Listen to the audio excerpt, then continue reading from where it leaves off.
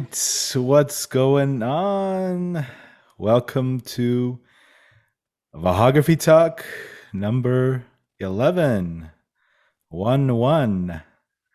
And today we have a very special guest, Bayou Josh. What's going on? Oh, and we have, wait a minute, who's that? What? He's back? Our He's back? co-host, our Who's back co-host. Stewblue. Oh, Yeah, what's up? What's going up, on, guys? gentlemen? What's up, going brother? on? It's good to have you guys on here. Thanks for having us on, man. Good Good to stuff. be here. Yeah, I mean, man, well, first of all, congratulations on hitting 7,000 subscribers today. Oh, yeah, that That's- was a nice surprise. Gosh, no Yeah. kidding. I 7,000. don't know. There's a lot of average dudes out there that seem like other average dudes. Yeah, Nikon that's- therapist, the Dr. Nikon. I Not like coming that. to fix your camera, but I'm going to I fix like your that brain. therapist. Dr. Nikon. that- Because let's be honest, I know jack shit about the cameras. I mean, I'm just out there winging it. So, a viewer introduced me to you. His name is Fel. Special shout out to Fel. Oh, good guy. yeah. Okay. Great guy, FEL. Yeah, he sent me a link. He's like, man, you got to get this guy on. Oh, So that's he awesome. sent me a link. I clicked on it. The video he sent me was everybody was talking about the Z9. I clicked on your video. It's like you talked about everyone else talking about the Z9, and you're out there doing your thing. And I was hooked right away. Amazing. Oh, thanks, man. Thanks. I am so pumped about equipment and gear, but I just don't know how to talk about it. I mean, honestly, every time I do a video about me trying to talk about a camera, I'm like, oh my God, listen to this knucklehead. He doesn't know what the hell he's talking about. And I just want to click off watching myself. You know what I mean? So I can't do it. I can't do it. But people love hearing that stuff, man. They love talking about gear. Yeah, I was hooked, man. I was like, wow, what is this? I'm like, so relaxing. It's like Yeah. therapy session. Yeah. I find it really inspirational. Every time I watch your videos, I want to go out and shoot. Like that's just what I want to do. Well, I appreciate you saying that. I mean, I this may sound geeky, but I have a I don't know what you call it, a mission statement or kind of a thought in mind every time I don't make that face. That's it's a thought. Every time I make a video, I think, what can I do to kind of inspire people to get out there and stop talking and start shooting? You know what I mean? Good for you. So that's really all I'm doing. I don't want to sit and talk about it all the time. I just want to get outside and get away from people and hang out with my friends, the birds. When I watch your videos, it's like, first of all, it's like therapy, right? And then I'm watching like an amazing episode of like National Geographic Oh gosh. slash and then slash Dexter, because your narration, I'm like, this guy's gonna go out and kill it with the long lenses right now. Dark passenger. I love Dexter.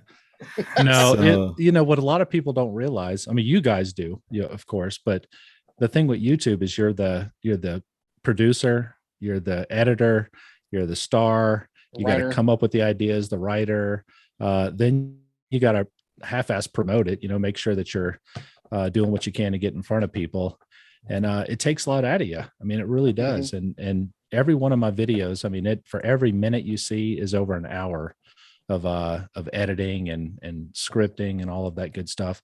And every time I put it out, I'm like, I wasn't ready. I watch it on YouTube and I'm like, I wish I would have done something different. So my philosophy is pump out as many of them as I can. I mean, not to the point where I'm driving people away, but learn as much as I can this first year. I mean, this is only my 8th month doing it. Just learn as much as I can, make as many mistakes as I can, get them out of the way, and hopefully a few years from now, I know what I'm doing. And when people click on it, they can go back and laugh at all those old ones. You started 8 months ago? Yeah. I just started my Wow. 8th month. Yeah. So this is the beginning of my 8th month, November. 7,000 subscribers. Yeah, I think I remember your first video, and you're in like your pickup truck and you're driving, and I think you're using like your phone. You hadn't invested in a microphone. Were you just using the mic on like your camera?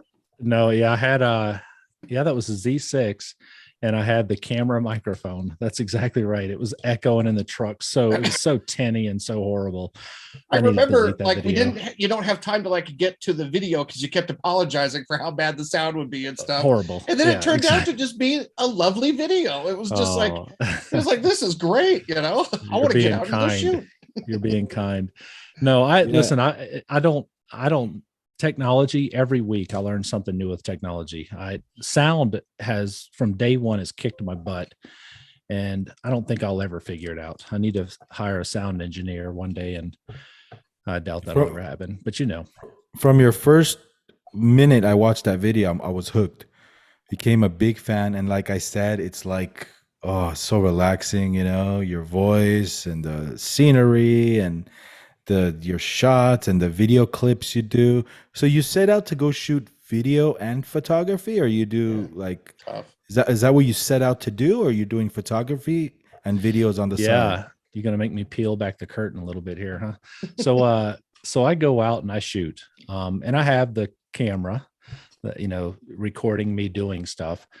But when I'm on a subject, I'm not thinking about that other camera that's recording me. So I'll photograph and get all the footage I can, and then I'll back up and be like, man, I didn't get any footage of me doing that. So I'll back up and reshoot it again, like reenact it. So I'm out there in the field, and if anybody saw me, they'd be like, what is this idiot doing?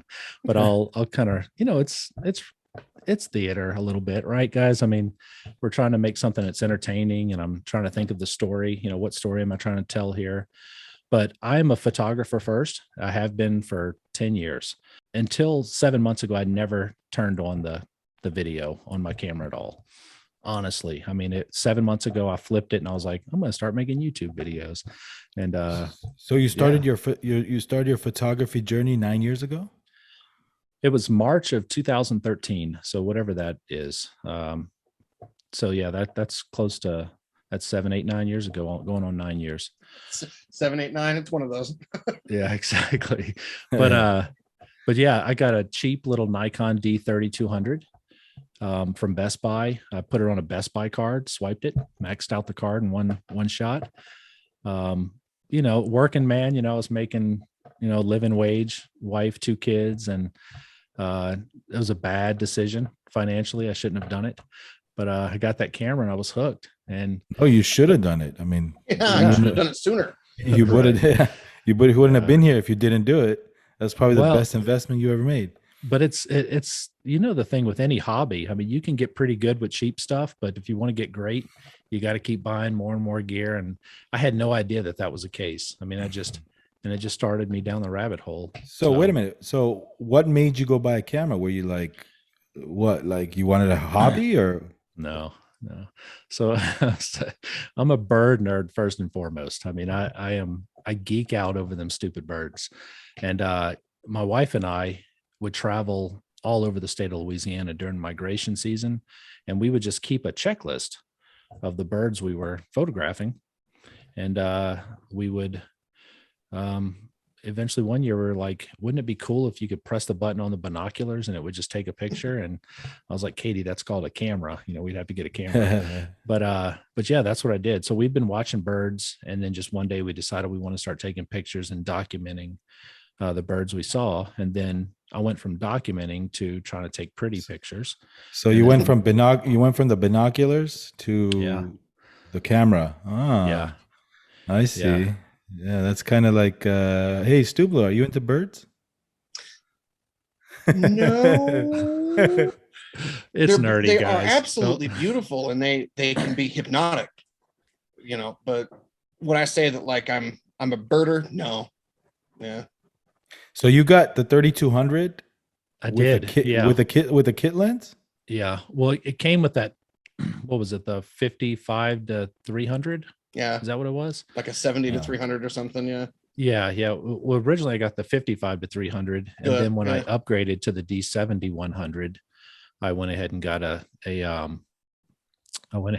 the 70 to 300 lens. And I stuck with that for a couple of years until I got the Nikon D810, which is fantastic. Oh. Yeah. Right. Okay, so I want to full disclosure on this. I was gifted that camera which was very nice and the guy who's gifted it to me would never watch YouTube. He's a very successful fella and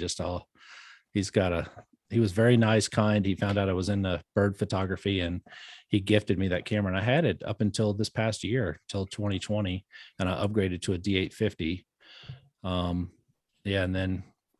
then this past year I decided to do the YouTube, so I went mirrorless. Love the D850. Yeah. Where is your D850, Josh? My D850 is in one of my friends' camera bags now. I had to sell it to get the Z6 too. Can I tell you a confession? What's that? You ended up with it? Yeah, I broke in and I stole it. No, No. I am selling mine. Oh, you are? Why? To get the Z9? Why? I bought the Z9 the other day. I ordered it. And That's awesome. You ordered it? Yeah. Where? Adorama. Did That's they want awesome. the full thing? Or how does it work? What do you mean the full thing? Like, do they charge your card and they return it, or When how it does ships. When When it ships. So I've got 6 weeks. Nice. To get your credit card balance down. Oh, That yeah. and When you're talking about you swiped your Best Buy card and Yeah. maxed out, and I'm just like, oh, this sounds really familiar. You didn't watch my video on that? I did, but and I felt so bad. I was like, "This is." I made he a was video talking on right never to me. doing that. I did. You did. I have seen that. I'm just kidding. did man. it. Hey, you know what? It's a Z9, so you're all right. You know what I mean? I hope I get it like December 15th. I hope that's when it rolls in. Wow, that's good. Early congratulations. Yeah, Thank that's you. awesome. Yeah, I'm going to be a birder now because it has the bird focus. You got to do it. You got to. I'm coming up to Boise. What is that? 20 minutes away from where I'm at? 30 minutes? Like 45. You guys 45 are. minutes. You're in Idaho and you're in Utah. Yeah, How we're far like is 6 that? hours away from each other. Yeah. Roughly. Oh, it's not bad. So, Not too bad. This is the first time that we've actually like been face to face, but we've had dates before that we have stood each other up on. Yeah. is this the That first is time you true. guys are talking? No, Oh. We've talked on the phone. Yeah. Oh, okay. And we text back and forth like a couple of teenagers and giggling. couple of and girls. sending But gifts. Is it gifts or gifs or whatever? We send each other little pictures and not those kind of pictures, but Not anymore, not Josh. anymore. Okay. All right. But yeah, we were going to meet in southern Idaho, and I remember we both had something kind of come up, and your schedule moved around, and we had a judge die down here. That's right. Yeah. We had that's an right. issue down in where I was at, so I was unable to leave. And then we were going to meet in Yellowstone, huh? That's right. We were. That's right. Kids. That would have been awesome. Yeah. Dang families I get in know. the way of all of our fun. We'll get there. Hey, you know the Z9 has you don't even need to set it to animal or whatever. It just knows. I'm going to call know it that. Bayou mode, Bayou Josh mode. It knows all of your thoughts and dreams. Yeah. I know it's going to be Yeah. telepathic. Yeah. Listen, I don't know about you guys, but I've been geeking out over that thing like an idiot. Like even at work, I'll keep my earpiece in my ear and I've got my phone down, while I'm trying to do spreadsheets and I'm listening to any and every knucklehead that's had their hands on that thing to tell me something I don't know. And you figure it all out in the first video, right? But it's like it's confirmation bias. I just want to hear all the reasons why I should own this thing. But I'm going to be honest. It is a tough decision for me, and I'm in a position now where I can do it. And pull the trigger. yeah, I know. But listen, Pull the trigger. So I pulled the trigger another time in my life, and my wife is going to hate this story, but I bought a sports car. I got a bonus wow. at work, and I bought a Porsche. And it was Whoa, the you hit the biggest- lottery or what? Tell Well- me everything. Right. Well, I got this car and it started to own me, man. It was like the fantasy of owning it was much, it was more than the reality of owning it, So what goes through my head is, okay, that's $5,500 for this camera.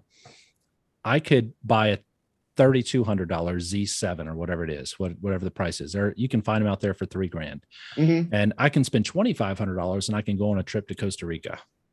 That's the way I think. You know what I'm saying? That is good. That is I good.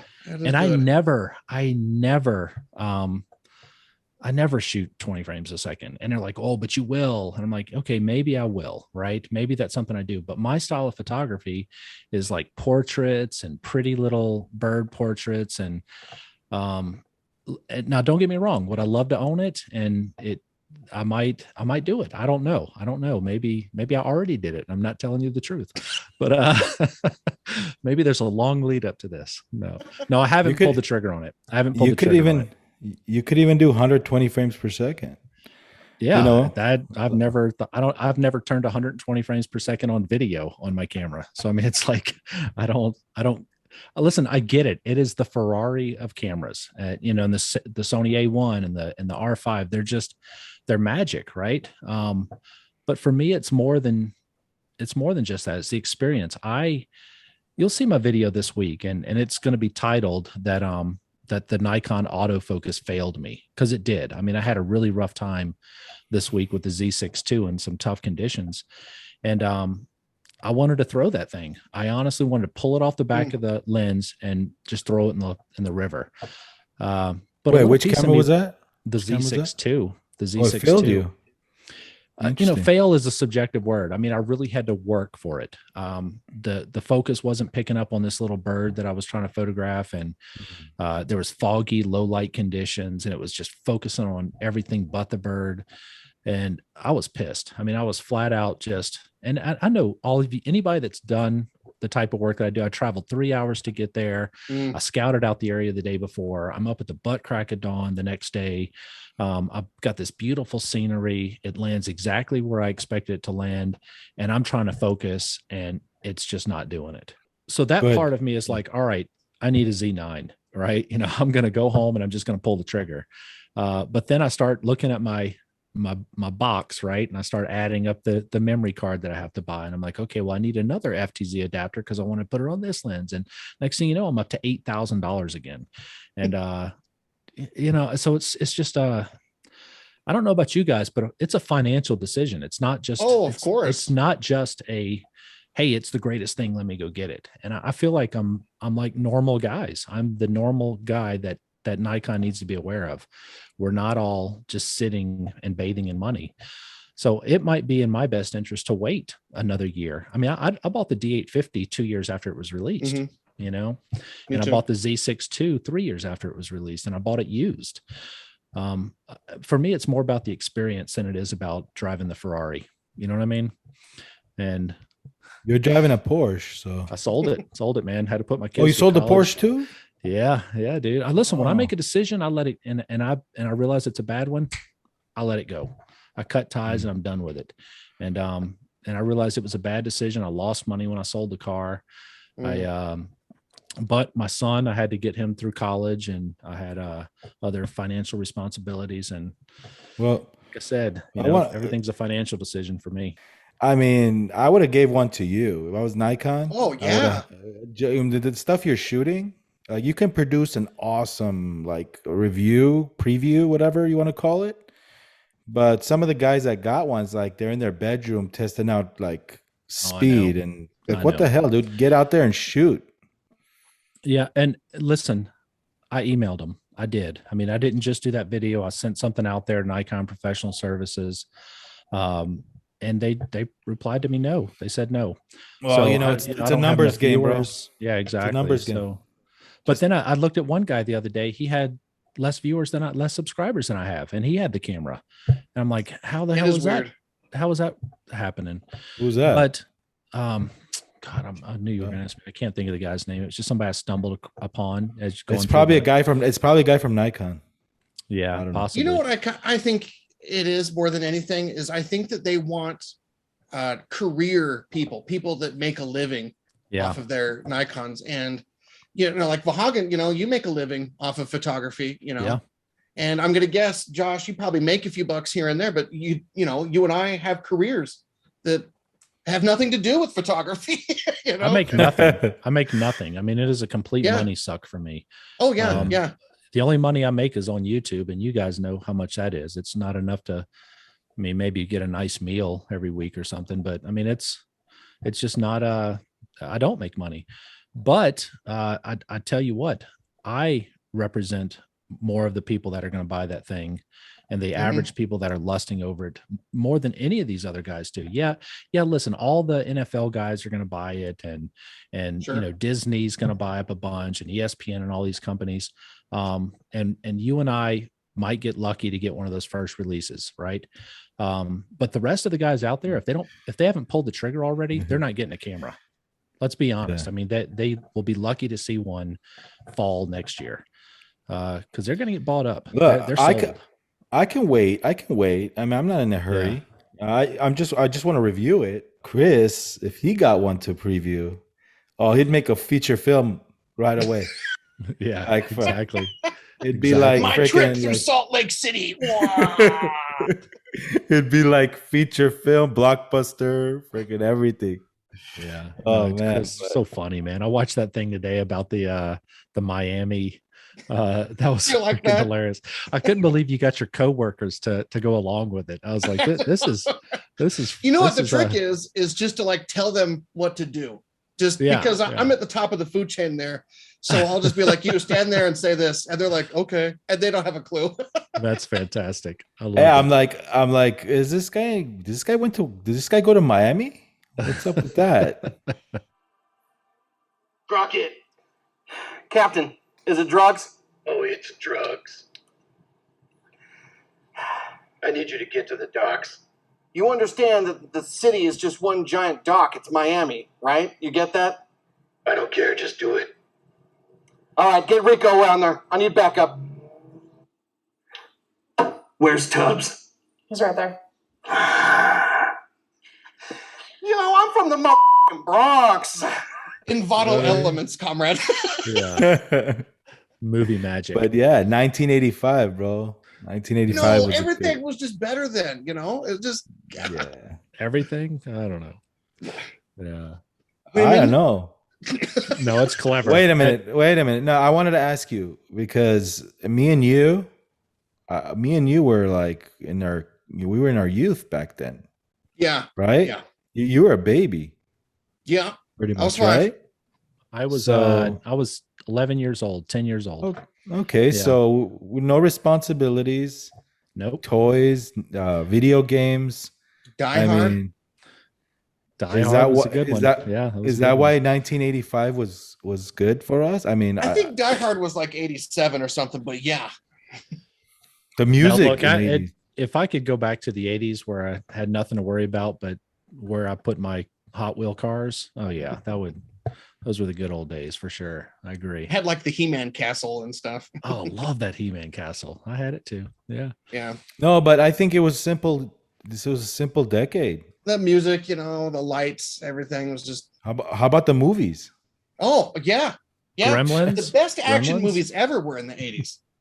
The best comedies, yes. Sci-fi. I mean, not sci-fi. I like the 50s and 60s, but. Yeah, early sci-fi was pretty good. Comedy, drama, like all the Eddie Murphy stuff was good back then. It was unhooked. It was good. Going back to photography, I wanted to ask you about your lenses, Josh. You're that monster that you always use. You told me that's a 500? No, it's a 600 f4. It's 20. It's just under 20 years old. Yeah, it's the old AFS 2. So it doesn't have VR, any of that stuff. But I'm going to tell you, I've rented, one of the newer 600s, I guess a little over a year ago before I did YouTube. And I can look at those pictures and look at the pictures from this lens. I can't tell the difference. I mean, I think maybe same optical formula. Yeah, I think so. And I think the autofocus was a little faster. Like the motors inside the newer one were definitely a little faster. This one I'm sure turns a little slower, but but I move at a slow pace, man. I'm not like a lot of these bird photography guys, and you'll see some of them on YouTube. They're like I got to get the fast killer birds, and they've got like their talons out, and that's not me, dude. So yours is the AFS2 model, 600 f4. Yeah. After that, the G came out, right? That's right. The G with VR. That's correct. And I don't know if you've looked at the 600 f4 market. There just don't There's exist. nothing out there. Yeah, I know. Yeah, I mean, know. people pick them up as soon as they come available. Oh yeah. Oh yeah. I do know where one's at right now, and I don't want to reveal my sources because I'm seriously considering it. But You're considering what? Which one? it's one of the FLEDs, one of the new ones. That's yeah, they sell for what, 15,000, and there's a guy that has one out there for 10 right now. So I'm kind of. So you want to buy that instead of the D5? Yeah, Z9. Absolutely. I would much rather buy that than the Z9. Yeah, down. you're right. Glass over. And yeah, and buy heck, I'd put it right on the Z6 too and be happy. Glass is the formula. Let's be real, guys. I mean, the sensors, sure, you can get better autofocus. You can do all this algorithm stuff in the camera that figures stuff out. My brain can figure a lot of that out. You know what I mean? I move that little switch around, and they say you marry what? Yeah, they say, what do they say? You date the bodies, but you marry the glass. Yeah, that's right, man. And I love good fast glass, man. I'm addicted to it. So I'd much rather do that than buy the Z9, hands down. So a little piece of me is hoping that it'll come on the market, some more of those once the new stuff comes out, and the prices will drive down. But I doubt it will. My friend Patrick Smith, he's a journalist. He swears by the 500 FL. That's his favorite lens. It's fantastic. Yeah. Yeah. So, and I bought me a 400 2.8. Oh, really? Incredible piece of glass. 400 2.8G, not the FL. Sorry, I don't want to. But I bought the model previous to that. Yeah. So it's the VR. It's the VR. Still ED. ED VRG. Yeah. It's the one right before those fluorine coating. The fluorine coatings. So it's great glass, man. Yeah, but I just got that one this year, and I've been shooting with a 200 to 400 f4, which was a G lens, had the VR and all that stuff, and loved that. Version 1? It was a version 1. Yep. Exactly I had that lens. I had that lens. It wasn't that sharp. You got to tune it, man. When I tuned that thing up and calibrated it, it was money. It was spot on. So that's cool. So you have the my D850 for. How much? Well, I mean, how many clicks? Oh, I don't know. I haven't checked. Let's say 10,000. Nothing. 10,000? Yeah, let's say it's a minimum. It's like 10,000. Because I'll give you 1,500 for it. I'll give you 1,500 for it. 15? Yeah. Okay. Write that down. I will write that down and throw it away. And yeah, but not to mess up your sale here, but you're looking at probably about 21, 22. God, I wish I could get that much. I think I'm going to be more like 17, I think. No. Doesn't that break your heart? If it has 10,000 clicks, it's worth way more. Yeah, if it's that few clicks. I mean, yeah. And seriously, if you are going to sell it, text me first. Here, I'll text you right now. It's one of my biggest regrets. I'll text you right now. I'll text you right now, bro. Yeah. So how's the body? Any scratches or? No, it looks good. I've got my Thunder Pig sticker on it.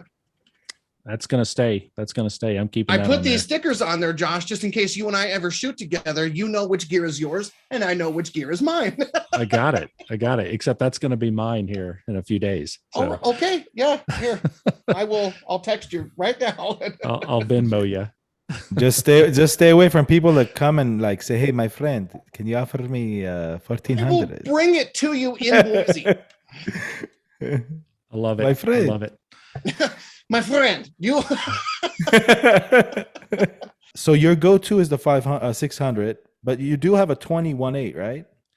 Yeah, the 21.8 I specifically bought for night sky photography, and I've yet to do any night sky photography with it. So, and I hate to say this, I mean, I hope you guys appreciate this, but YouTube has changed me, right? I'm now thinking about what my viewers want to see as opposed to what I want to do.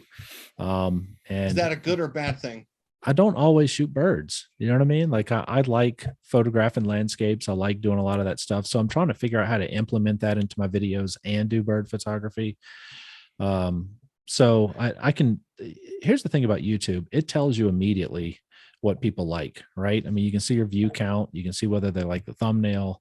And I'm kind of a nerd for stats, dude. I mean, I hate to say it, but once it kind of drew me in, and you figure out what people like and you figure out what they like about what you're doing. And, you know, I mean, what I'm doing is me. it's me. Yeah. You know, it's what I enjoy doing. I'm just not gonna go venturing off into some of the other things I enjoy doing because I know it'll probably get 50 Are you views. worried And that you might tee off some of your subscribers or lose them if you start shooting like maybe stars or landscapes only or something? well, I can tell you that I did a landscape video. I don't know, maybe 2 months ago. Mhm. I had roughly 35 or 3,700 subscribers. That usually in the first week, I get about, at that time, I was getting like 3,500 to 5,000 views. That video got like 1,100 views. And I think I lost 9 subscribers in that week. It was a -9. So Sucks. people subscribe to you for what, you know, they originally subscribed for. When you go changing that in the middle, you're just basically saying I'm care about more what I like than what you like, and I'm sensitive to that. I don't know. Maybe I'm totally wrong by it. Don't be. Do what you're doing. Don't cater to other people. Yeah. No way, Well, man. my theory is find out, do what you love, find the people that love what you do, and then you kind of make that relationship now, and you expectations start getting established. So I'm doing what I love. I mean, don't get me wrong. I mean, it hopefully it's very evident in my videos. I love being out there photographing those birds. I love being out in nature. And honestly, I like making bird photography videos because there's a lot of little nuances to it. And some landscape photography videos, I can't watch them. So I get it. Yeah. You know what I'm saying? It's like, They can get all right, you long-winded. stand in one spot and you wait for 2 hours for the light to get right. You know what I mean? That's just not, it's not that exciting content. Okay. The videos that you put out, are they your direction or are they That's my catered direction. that's your direction. That's so me. you're not, Yeah. I really like them. I really like, what stands out from your videos is your narration is killer. Yeah. I love it how you're not serious, but you're serious. Does that make sense? Yeah, that's a good point. Well, You know what I mean? it's just me. I mean, I'm a little sarcastic and a little irreverent sometimes. You know what I mean? Like, Yeah. I'm I love willing it. to, and I'm also, I don't take myself too seriously. I mean, Exactly. I am, exactly. dude, I'm just a dude, man. I mean, if you want to listen to me, that's great. That's the If recipe. you don't like what I have to that's say, that's awesome too. One of my favorite musicians on an interview said, we never take ourselves too seriously. And that's key, man. Stay humble, do your thing. You know what I mean? I don't know. I mean, it baffles me that still that people are watching sometimes, I know. Why? I enjoy making it, and me too. You know what I mean? But I'm like, Like okay, every time right. I hit like upload, I'm like, oh, this is a piece of shit. No one's gonna watch this. Yeah. Well, and that's ego, right? I mean, if we're being honest with ourselves, we all have it a little bit, right? Why else would we put ourselves out there like that? And I remember the first video I made with my phone, I posted on Instagram, and it's still in there. It's in my reels, buried down there at the bottom, and it says, is Josh going to start making videos? And it was like, I never answered the question. It was like, I gave you 15 reasons why I should never do it. You know what I mean? And that's how I felt about it, but the bottom line was average guys like me are starting YouTube channels, and, 2 or 3 years later, they've got 150,000 subscribers, and it speaks to people. I know a guy is a personal friend, and he's not in our genre. He does Jeeps and all that stuff and overlanding. Guy's got 400,000 or 500,000 subscribers. He makes I'm telling you, a very good side hustle with it. He still has a regular job, but I'm telling you, he's making $10,000, $12,000 a month on YouTube. So that motivated me a little bit. And, and he's an everyday dude. You meet the guy, you never know. But every weekend he's out doing adventures, and, with his Jeep and his drone and his cool kids, and, and he's an average everyday guy. And I figured, I'm an average everyday guy. I can do that too. So. Oh, you have this style that is so smooth. The stories, the narration, your drone shot in the beginning, the drone shot, man, that landscape shot. And then you get into a story. I like the little stories that you tell, the narration and all that. And then your animal shots, those are cool, man. The bears and all that. Is there places that you would love to go and do this? Like, other in the United States? Or? Yeah. What are some of the places that you'd love to go and do your thing? Like, Katmai in Alaska, the Kodiak Island area, all that stuff where the bears are. I'd love to do that. I heard it's very commercialized now. Like there's a lot of tour companies that are doing stuff there. Honestly, dude, I'm a draw circle 6 hours from my house kind of guy. As much as I'd love to travel around the world, I just, there's so much around me that I still have yet to discover. And I just like Yellowstone just keeps drawing me in. Every time I go, there's some little cool experience that I have. Same thing with the Grand Teton National Park. Listen, I want to go somewhere where I can be back home and the next day and be in my own bed. I mean, that's, I know that's a lazy answer, but there's just so much around us. And that's a little piece that I want to be touching on in future videos. We're in a comparison society, and YouTube really highlights a lot of that crap, and it brings out really the worst in our emotions. Like, and I've been guilty of it. It's like, oh yeah, of course, if I went to Africa, I'd get some great pictures. But you know what? You've got cool stuff right next to your house. I mean, I think one of my last videos, I was at a duck pond 12 minutes from my house in the rain. And in the rain, right? So there's cool stuff all around you. And I don't want people to be discouraged watching my videos and think, well, yeah, of course, Josh, is making awesome videos. He's in Costa Rica. I don't want to portray that, because I want people to feel like they can accomplish what I'm doing, that they can have vision and see that. And that's another thing. When you watch my videos, you don't see a lot of like my face. I show it every now and then, to kind of give context, but you'll see a lot of footage from me behind. You'll see a lot of footage from me on the side. You'll see like the back of my head looking towards what I'm looking at, because I want to have you feel like you're in that position. I don't want what I'm doing to feel like it's unattainable. That's really what it comes down to. And I love comments in my videos where a lot of people are like, you know what, dude, you're speaking to me. You're like talking about the same stuff that's going through my mind, because it's going through my mind, and I know I'm thinking the same stuff we're probably all thinking when we're out there, spent all this money on gear. I woke up early and I can't find a damn thing to photograph. You know what I'm saying? And that's frustrating. And I'm going to speak to that.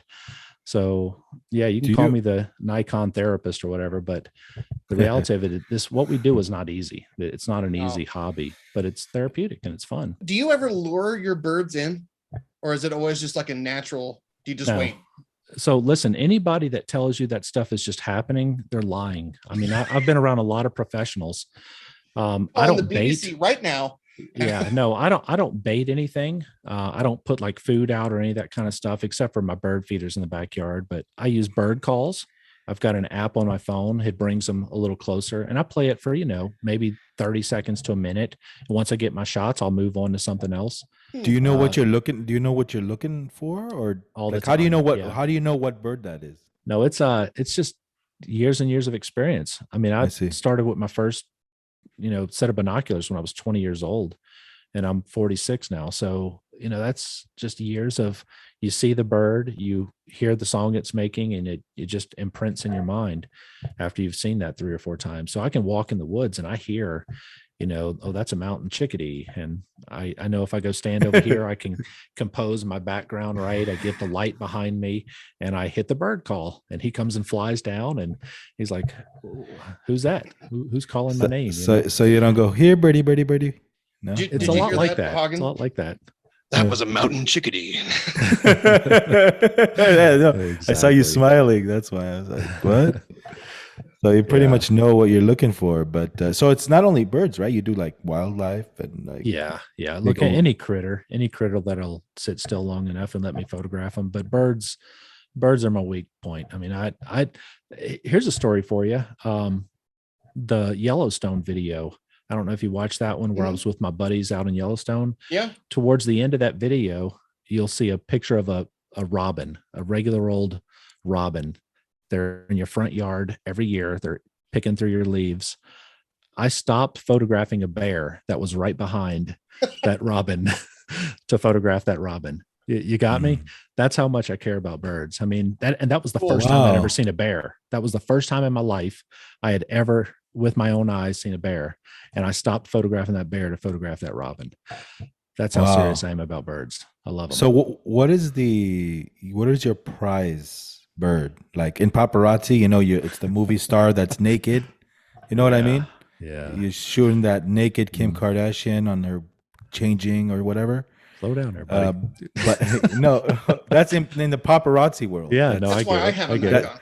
That's the money shot. That's the money shot. You know what I mean? The celebrity and whatever doing weird things. But in the birding community, what is that money shot? What is that shot that everybody is like, that's a royal flush right there? Yeah. So I am very careful, and I've said this before in the past, to manage my expectations. Like I've photographed eagles, I've photographed, all these ospreys and stuff. And I am very interested in taking the normal everyday bird and making it look magnificent rather than trying to find some exotic bird that nobody else has photographed. And let me tell you why that is. When I started in photography, there was a fellow that I went out with all the time. He was early 60s. And, when the bird migration would come through, you'd see all these photographers trying to get a picture of this rare little bird up in the tree. And I'd watch Mr. Richard. He would go take an extreme amount of time photographing a bird while everybody else is photographing this bird up in a tree in bad lighting and a blue sky behind it. He's down, behind a log trying to photograph a sparrow. And he took the most magnificent images. I mean, just stuff that would blow your mind. That's cool. And I've always had that feeling like I want to take the average everyday stuff you'd see everywhere and just make it feel cool and magnificent, So that being said, there's nothing out there that I'm like, I'm going to sell everything to go see this one bird or. What are your plans for wildlife during Idaho? During winter up there? Cause it's going to be a brutal one.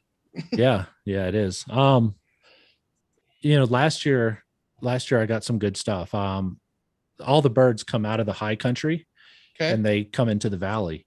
So we get a lot of birds that you don't see. We get a lot of birds that come down into the valley. So I've got some low hanging fruit. I know exactly where I'm going to be going. Mostly ducks though. Ducks will be my big target. Sparrows, a lot of sparrows. But once again, it's something anybody can do. It's attainable. Because I worry about winter. Like I worry about because like you said, it's like I get off at the same time you do, about 5 o'clock. Mm-hmm. And, in the wintertime, it's already dark, That's and right. so that it's like the That's exactly weekdays right. are pretty much done. And then you have your weekend and then it's, a blizzard or it's just snowing. And so I'm trying to think like what I'll be doing during the winter season here. Every similar weekend. winters. Yeah. Every weekend, come hell or high water or intense snowfall, I will be outside making a video. And you will see exactly what I go through to get a picture. If it's 5 foot of snow, climbing up the side of a mountain to get a picture of a mountain chickadee, you're gonna see it. Your gear that you take up with you, it's the 2 bodies, the Z6 II, Z6, the 600 f4 and the 21.8. Is there other lenses? The 24-70 f4, that kit lens. It's not a 2.8. No, listen. When it comes to video, no, I know. No. You're not getting my joke. What? Oh, what's that? My joke. Well, say it again. I missed it. I do wildlife with the 24-70 2.8. Remember that guy? That's right. The guy that was that knucklehead. Wildlife. That's right. That was the wedding photography guy. Oh my gosh! Yeah, he was a super dick.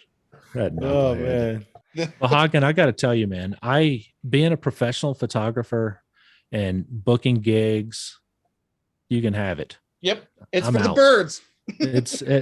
I do not want anybody dictating my vision. Right. You know what I'm saying? I do this because I enjoy it. I don't want to make a job out of this. Is that? No. I hate, like, I'll shoot things for friends, and stuff like that. And sometimes they'll pay me like gas money or something like that to get to a certain place. But I couldn't imagine trying to kiss ass and trying to warm up to, weddings or whatever it is. I'd rather have my teeth pulled out than shoot a wedding. Yeah, that's what you said. Yeah, I know. Yeah, but I mean, I don't know how I do it. I mean, I'm just used to it. Sometimes you get jackass clients, but like 90% are good. The other 10% are, just unbearable sometimes. But I pretty much weed them out, when we're, meeting or talking on the phone, You turn them down. Mm-hmm. No. Yeah. I mean, I don't want to deal with the headaches. You know what I mean? But a lot of them are cool. I mean, they know my style. They work with me in the past, or if they're not, I mean, I don't know. Yeah. I don't know like, how it is up in like Boise, but like here in Utah, you can't get married in Utah unless you get married for free. You know what I mean? Like the cost of a wedding to like your everyday Utahn should be like under $200 or something like that. And here in Utah, it's like you hired a photographer and they cost $300, and it's like, are you kidding me? Well, you're not dealing with door for you for $300, and it's. But that's how they are here, and I don't know. Chris, you got to remember, he's with all those Los Angeles, LA, highfalutin guys. It costs a lot of money to live in LA. What does it cost? $1,000 a month to live in Salt Lake City? Oh yeah, we give housing out here. That's right. So that's it. $1,000 Free a month. Food. No. You want to know what my mortgage is? Can I say that online? I'm interested. You just sold your house. That's right. You need to. I pay less than $1,000, and awesome. I got 2,000 square feet. I'm in a crime-free neighborhood. I live in a dead end. Actually, you've seen it in my videos. Did you just move there? We bought this house in 2016. This was our first home that we bought, my wife and I. Wow, under 1,000, dude. We're getting ripped off over here. Yes, you are. That's why everyone in California is going to Boise and Salt Lake and Ogden. Is that the same thing in Idaho? Same kind of numbers? Sort of. I mean, it's housing market's gone a little crazy. Mine was about that before I sold the house. So, yeah, I bought it 2 years ago and I doubled in value. I'm sorry, I bought it 3.5 years ago and it doubled in value in those. So. It used to be, but not anymore. It's going through the roof now. Yeah, V, come out to Utah, man. Yeah. I don't know, man. I just don't. I don't know. But you'll have to do wedding events for $300. I mean, that's it's this economy of scale, right? If I'm paying $1,000 for my mortgage, I don't have to do no weddings no more, man. Yeah, just donate blood or something like the rest of us. Yeah. Well, I mean, a lot of people do photography for different reasons. Yeah. Like I'm a kind of hybrid guy where I do it for a living and I do it for my fun. You guys do it for fun and hobby, right? You don't really. Yep. But now it's a business. Now you're in business, and now you're in business. Yeah, I have been getting paid from this. Is my first time ever getting paid. Every time you get that big check from YouTube. Just kidding, but what's the future for you, man? I know you just started 8 months, man. I know. Yeah. 7K, man. Oh, but I know it's too early to ask you what your future plans are, but I want to know what direction you're taking it right now. What are you trying to do that's different? Consistent quality content, right? I mean, I just want to be consistent. I want to maintain a certain quality, and hopefully it'll get a little better as I learn more stuff. But I'm not gonna try to overreach my abilities right now. I hope that doesn't piss too many people off, but I only know what I know right now. And I'll as I learn more, maybe I'll implement some more stuff, but I'm going to go out every day and I'm going to try to find something cool to photograph. And I'll bring that second camera that's pointing at me right now, and I'll document it and hopefully be able to make a good story out of it. Do you write the story after you shoot, or do you do it?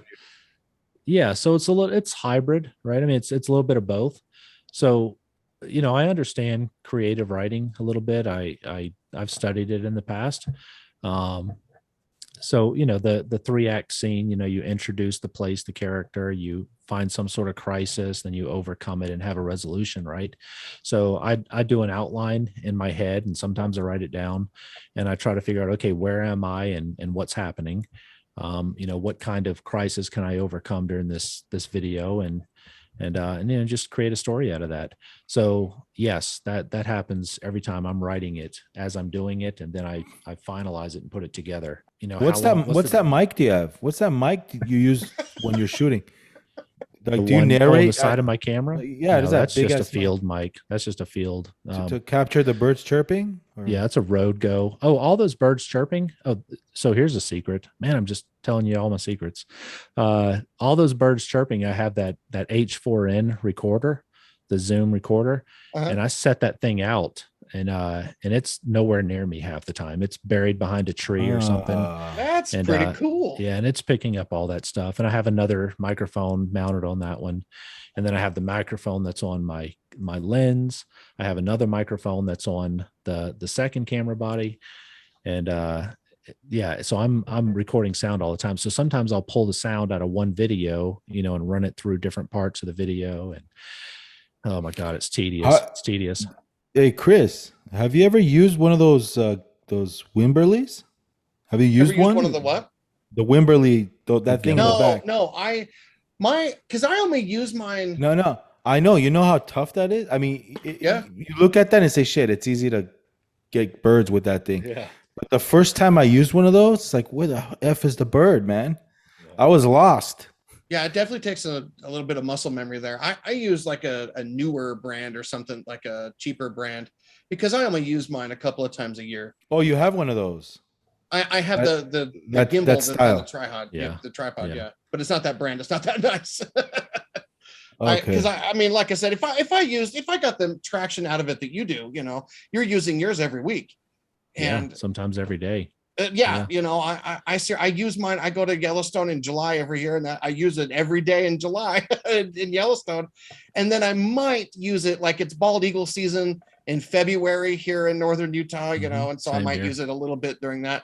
But other than that, I don't use it. So yeah, I have a cheaper one. Yeah, that takes some getting used to. It does. It really does. And it took me some getting used to. For the longest time, I shot on a monopod with a little Wimberly sidekick monopod head. And putting everything up. And the reason I went to tripod is for video. I mean, I wasn't using a tripod before that. You just, how you got to keep everything stable for video. I tried on a monopod, and I can tell you which videos to not go watch. Was there someone like on YouTube? Was there someone that you were watching at the time that kind of influenced you, or? Good question. Who is it? Yeah, I mean, the easy answer is Morton Hilmer. Okay. Yeah, everybody knows that guy. I don't. I'm gonna write it down. Yeah, Morton Hilmer is he's probably the most. He got the Z9. They actually met him in somewhere in the North Pole, wherever the hell he was, photographing bears. Yeah. That's right. Like Salvebride or something like that. Exactly. So he was my first one, but really I started seeing guys like Steve Mathis. You can look him up. He's right there in the Tetons. Great guy. He and I text back and forth a lot. Just a regular dude. Does a great job, man. I mean, he finds makes just beautiful images, but and he lives right there in the Tetons, so he's out there all the time. Oh, that's beautiful. That fella Trond Westby, I love him. Oh, he's an average everyday guy. He's got a job, he's got kids, and he goes out and he's photographing birds, man. He's just having a good time, and he's always like, shh, there's the dipper, he's very just cool, man. So those were the big three. Now there's other people they're in my opinion so good, but they're just a different style, like Steve Perry. I've been watching him for years, but he's the singer of Journey. No, yeah, exactly. That's the same thing I thought too. But Steve Perry he's a professional, and he does books. He does all kinds of workshops. He is next level. Yeah, he's next level. I mean, that's all he does, and he's just so good at it, and he can teach it so incredibly well. I'll never be what that guy is. So I'd always. Well, no, I mean, bro. You do exactly. you. I'm doing me. You do you. That's but those guys are pretty much the big ones that I watched, and I watched them religiously. I mean, I just enjoyed it. I love watching. It inspired me, wanted me to get out and photograph birds some more. But I'm gonna tell you the one that kind of I was like, all right, if this guy can do it, and I like his style, and I want to just go all in. I watched Van Neistat, Casey Neistat's brother. Dude, I love his style. I love his storytelling. I look check outside. This out. Yeah, I look outside my genre for, for inspiration. And Van Nuys he's not in his genre though. I mean, he's his own world. Yeah, he is he's something else. You know, what's inside of our genre, as good as those guys are, and I love them. I mean, they paved the way for us. I'm not going to grow doing the same things they do, because there's a lot of other guys that do exactly what those guys I just mentioned do. Right. And they're trying to duplicate what they did, and it's not working. I mean, you can look at their view counts. You can see that, you know, they're barely getting by. So I'm looking outside my genre. I'm looking for different methods and looking for inspiration, just to try to be a little different. Do you have a schedule when you post, or you go off the cuff? Every Friday morning.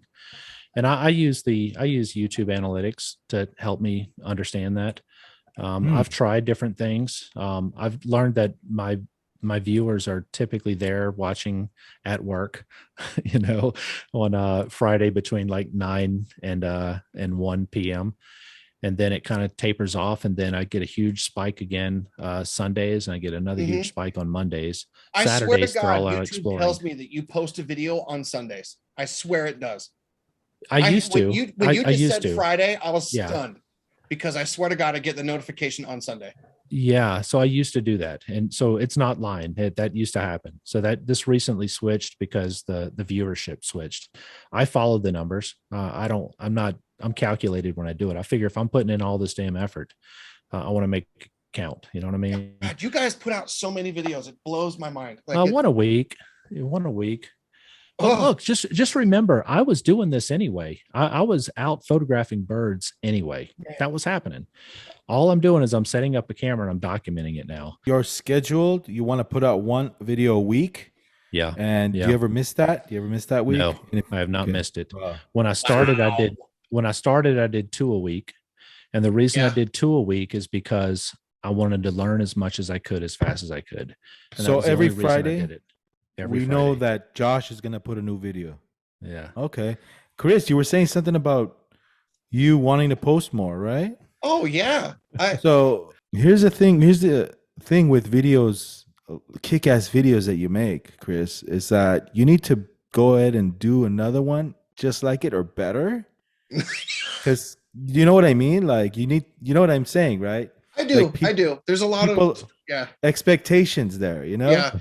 And you know what though? Like Josh said it best though, where it's like you get so much anxiety about it, and you post and you're just like, I can't believe people watch this anymore and stuff. And it's, you know, you're worried about losing subscribers and stuff. And so I have the complete opposite from you, Josh. I have to live away from the numbers, and I have to stay away from the analytics, because I'll drive myself just crazy. Like it just bothers me.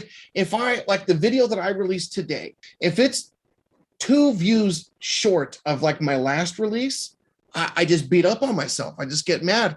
And so I gave up. I didn't give up YouTube, but I had to give up the analytics, because it was turning me into an old man, and I couldn't do it. Yeah, that's interesting. Yeah.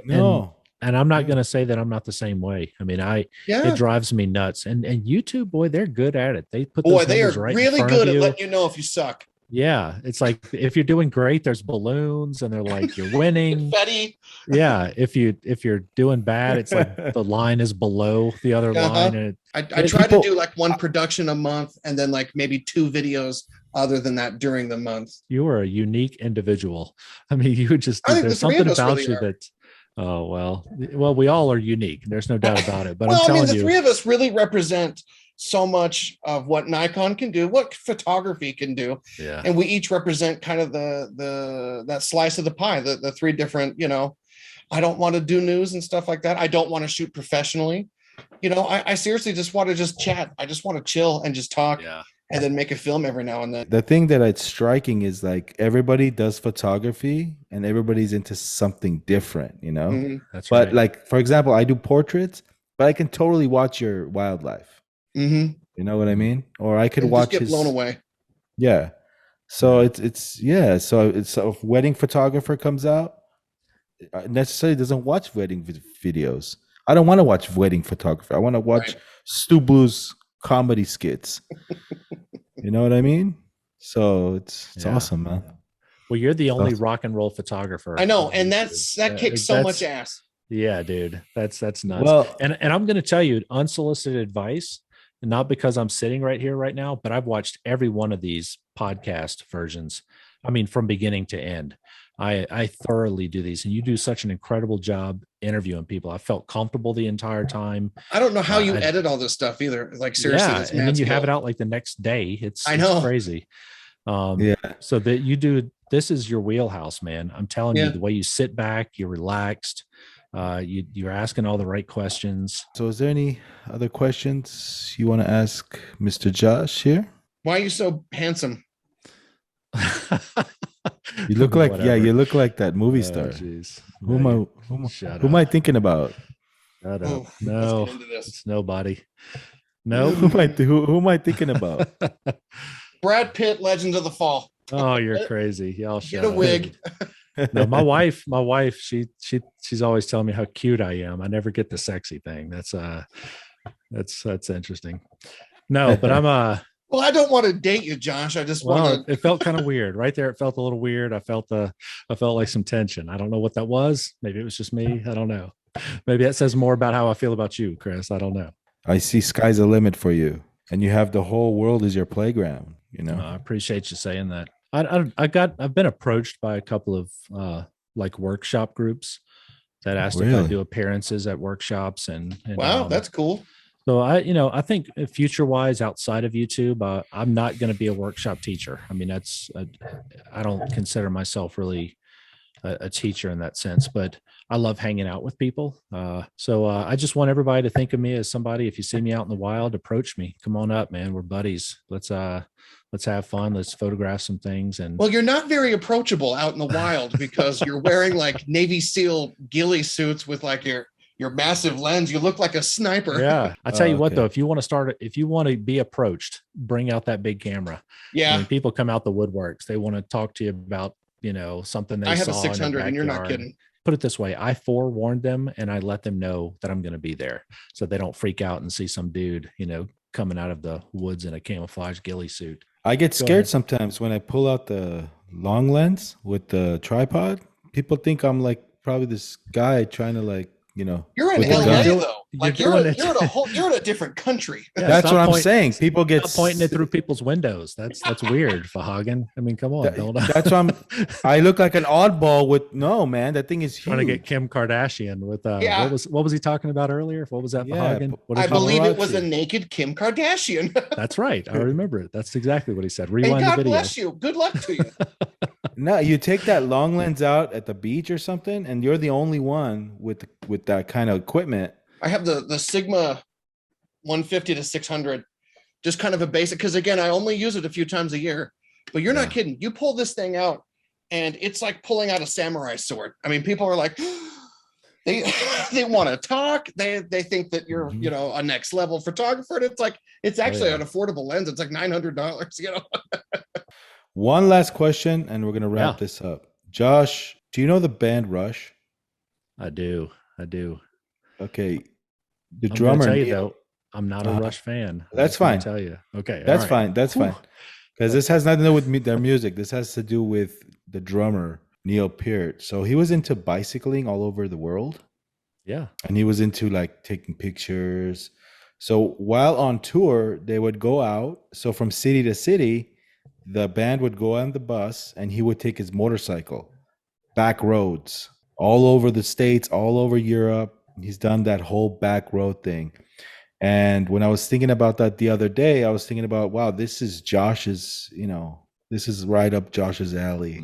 Can you imagine having that life where you're just playing a tour and you having to like take your motorcycle back roads? What kind of stuff you could shoot, birding, that would and be like, awesome. That would be nice. Kind of a nomadic kind of twist to life. Yeah. Rest in peace, Neil. Sometimes it's more glamorous looking than what it actually is. Sure. I've learned that through this van life thing because I got a van that I take out sometimes. A lot. Yeah, it's not as fun as it looks, man. So you go out, but you go out and you come back. You don't stay the weekend. That's right. Well, I stayed the weekend. I stayed even this weekend. I stayed in Stanley. I stayed up there. Stanley, Idaho. Love it. Hey, the Who East thinks that living in a van is glamorous, son? Hey, man, you got to do what you got to do, man. Well, Rough- what you got to do, you got to do. That's one thing. But You got to rough. What do you eat out there when you're hungry? I mean, when you're leaves, waiting for the mostly, birds. mostly leaves and bark, tree bark. Do you take a sandwich? Do you do barbecue, or what do you do? Spark up No, I'm a granola No? bar kind of guy. I keep sometimes a peanut butter and jelly. That's about it. I'm not. No, Me and listen. I typically eat before I go. I'm out there. Sometimes I won't eat for 10 hours, and I'll come back and have a nice meal when I get back. oh Me- my god, No, man. Me and Chris would be sparking up the Oh my firewood, God. campfire. You know, getting One them- of you would have to die. I would be a cannibal after 10 hours. Do you understand? Like you'd have to tie me to a tree. So we gotta one day we gotta go out and shoot out there, man. Yeah, come on, or I'll come to you. We can Get go out. out into the desert there. I want to and, do the desert. Yeah, I would love to do yeah. the desert, but there's nothing like the Rocky Mountains. Well, You know, It's so What true. do- So true. But what do you got in the desert that's kind of like Nothing. except cactuses and snakes? I want to shoot animals with you, bro. Yeah, come I do on. too. Listen, any time of the year you come up here, I'll do everything I can to accommodate you. How about this? One day we all meet up in this forest somewhere and we do an episode for Chris. I'll But say, you're Oh my gonna God. you're gonna write it. You're gonna write it. We're gonna be Yes. our characters. okay, We're okay, gonna hold on. Just hold. Okay, all right, make it happen. all right. Return of the Jedi. Okay, Return of the Jedi. Oh no, head back up. Empire Strikes Back. Empire Strikes Back. He's leaving Yoda to go and face Darth Vader early, and Obi-Wan Kenobi, played by Josh, says, "That boy is our only hope." But it's that camera is our only hope. And then Vahagan as Yoda says, "No, there is another." And then I'll play Luke. That's it. All right. Did you just That- pull that out of your ass? Was that just right there, or did you That have was that it. scripted? That was it. And that would be my transition. No, dude. P850. That's cool too, but I think I want you to write an original 20-minute film. Okay. No Jedi, no Medi. I'm talking about a real No original. Jedi. Yeah, Jedi, but not that. You know, something original. All right. Something with or we're playing as like something, I don't know. All right. Use you got it. you work your magic. like a 15-minute short whatever. Oh my God. Yeah. Give I'll me the bring the script. wife. Yeah, give me the script. I'll learn the lines. Maybe we'll make a horror film or something. That is like my dream come true. Is horror Yeah. film. Yeah, is my dream. you'll be the killer, and me and Josh with the girlfriends. You know, we're partying, and you know how horror films go with the I chair. do. Yeah. I do. Right when they're about to get it on, the killer Yep. comes.